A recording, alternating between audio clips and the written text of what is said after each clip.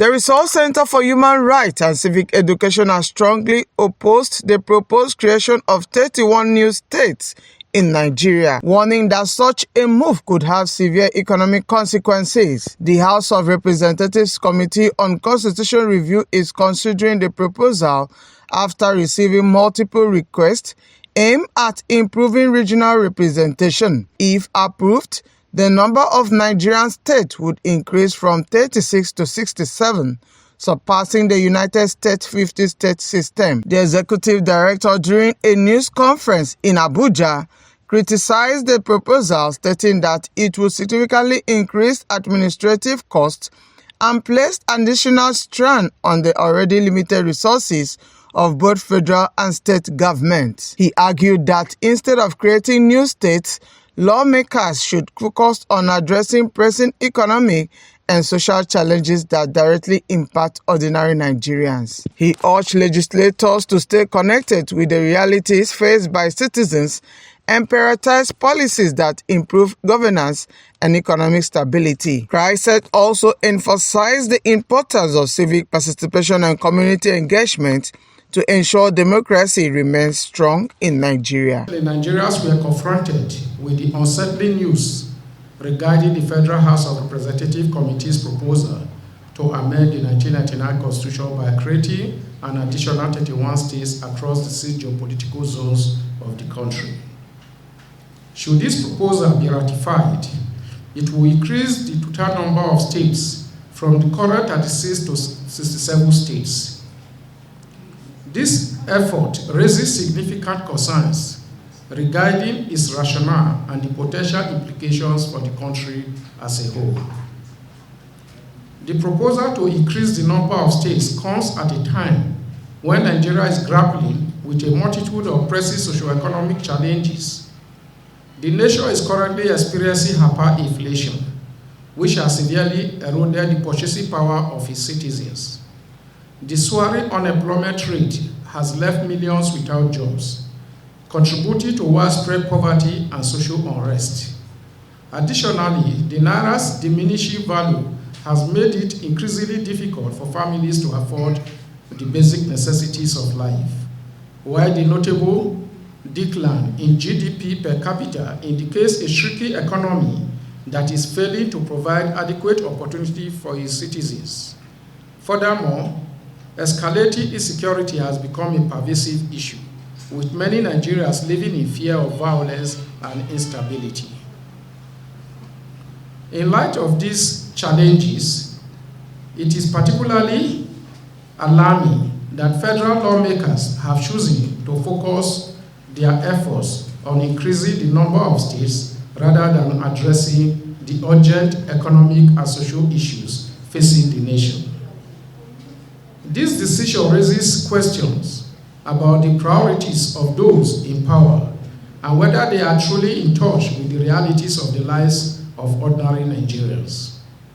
The current economic climate has left many citizens struggling to make ends meet, and the government's focus on state creations seems to divert attention from the pressing need for effective governance and policy reforms. Moreover, the proposal to create additional states could have far-reaching implications for the distribution of resources and governance in Nigeria. The establishment of new states may lead to increased administrative costs and further strain the already limited financial resources of the federal and state governments.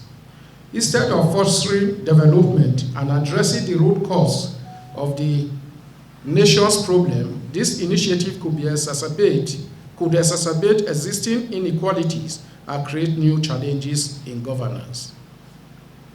Distinguished ladies and gentlemen, lawmakers who profess to represent the interests of the populace appear to be disconnected from these pressing realities.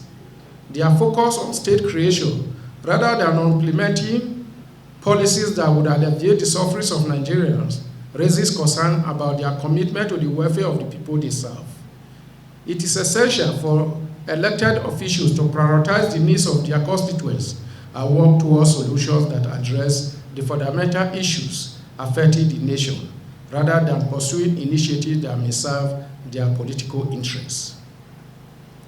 At the Resource Center for Human Rights and Civic Education, we view the recent actions taken by the Federal House of Representatives as yet another significant instance of grand deception and distraction that undermines the trust of the Nigerian populace. This initiative, which ostensibly aims to address the creation of new states, starkly reflects a troubling misallocation of priorities and profound insensitivity to the myriad struggles faced by ordinary Nigerians. It is disheartening to witness elected officials who are meant to represent the interests of their constituents engaging in such tactics that seem more focused on political maneuvering than on genuine governance. We interpret this proposal of state creation as a calculated strategy designed to mislead unsuspecting citizens into rally behind the All Progressive Congress as the 2027 general elections draw near. The timing and nature of these initiatives suggest that its proponents are fully aware of its impracticality and the challenges that lie ahead. The process may be initiated with much fanfare, as we have already seen, but we anticipate that it will ultimately be stalled as the elections approaches, conveniently justified by the need to take a recess for election activities. This tactic serves to create a false sense of hope among those residing in the proposed new state, leading them to believe that their support for the APC will somehow translate into the realization of state creation. Moreover, we have already begun to witness a concerning trend in which lawmakers elected under opposition parties are defecting to the ruling APC.